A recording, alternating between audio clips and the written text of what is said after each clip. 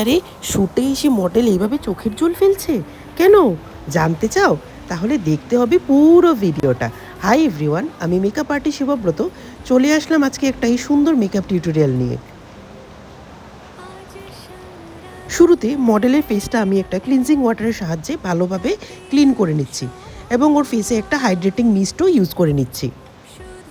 এবারে আমি একটা ময়শ্চারাইজার ব্রাশের সাহায্যে ভালোভাবে ওর ফেসে ব্লেন্ড করে দিচ্ছি এবং একটা ডার্ক কালারের কনসিলার দিয়ে ওর ফেসের যে অংশটুকুতে একটু প্রবলেম ছিল সেই জায়গাগুলোতে আমি একটু কারেকশন করে নিচ্ছি।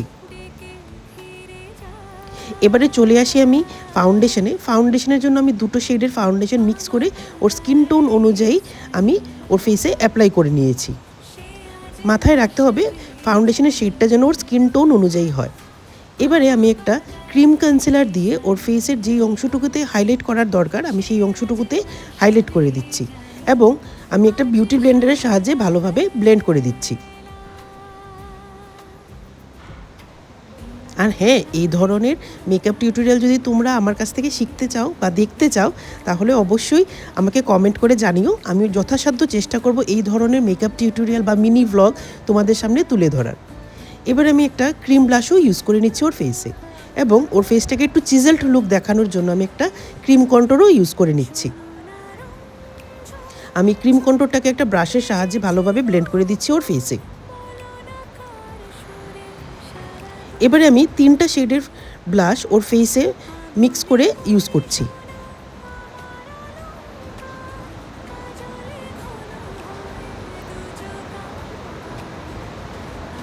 এবারে আমি ওর ফেসের পুরো মেকআপ লুকটাকে সেট করার জন্য একটা লুজ পাউডারও ইউজ করে নিচ্ছি এবং ওর ফেসের ভালোভাবে পাউডারটা ইউজ করে নিচ্ছি।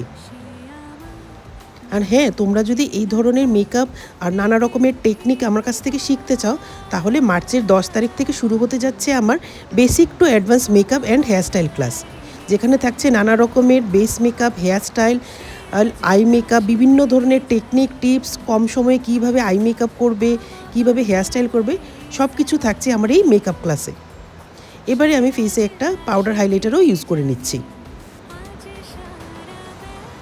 দেখতেই পাচ্ছ বেসটা কতটা গ্লো করছে আর শাইন করছে।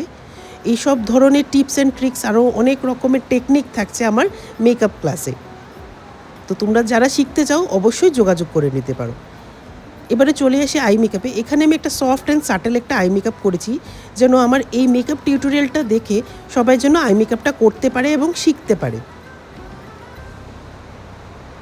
আমার উদ্দেশ্যই হচ্ছে সকলকে মেকআপ শেখানো। তো তোমরা যারা অনেকেই আছে যারা দূরে থাকো আমার কাছ থেকে মেকআপ শিখতে পারো না, তো আমি চেষ্টা করব ছোট ছোট এরকম ভিডিও বানিয়ে তোমাদের সামনে তুলে ধরার যেন তোমরা আমার এই টিউটোরিয়াল দেখে শিখতে পারো। এবারে আমি ওর চোখে একটা কাজল অ্যাপ্লাই করছি এবং কাজলটাকে একটা ব্রাশের সাহায্যে ভালোভাবে ব্লেন্ড করে দিচ্ছি।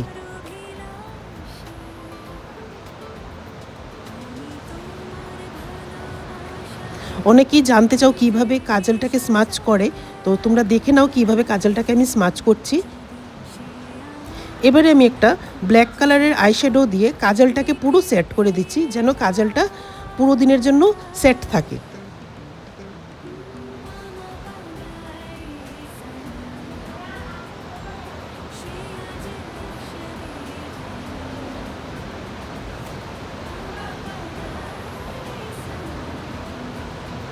এবারে আমি একটা ডার্ক মেজেন্টা কালার বা মেরুন কালারের মধ্যে নিয়ে আমি ব্ল্যাক শ্যাডোটা যেখানে লাগিয়েছি তার ঠিক নিচে আমি সেই অংশটুকুতে ভালোভাবে ব্লেন্ড করে দিচ্ছি যেন একটা স্মুথ এফেক্ট লাগে দেখতে এবং কোনো ধরনের যেন হার্শ লাইন না থাকে।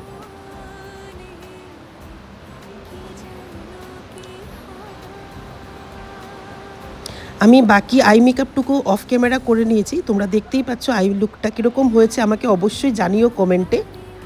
এবারে আমি লিপস্টিকও অ্যাপ্লাই করে নিচ্ছি। আমি ভুলবশত লিপস্টিকের শটটা নিতে ভুলে গেছি, তো তোমরা অবশ্যই কমেন্ট করো, আমি লিপস্টিকটা বলে দেব।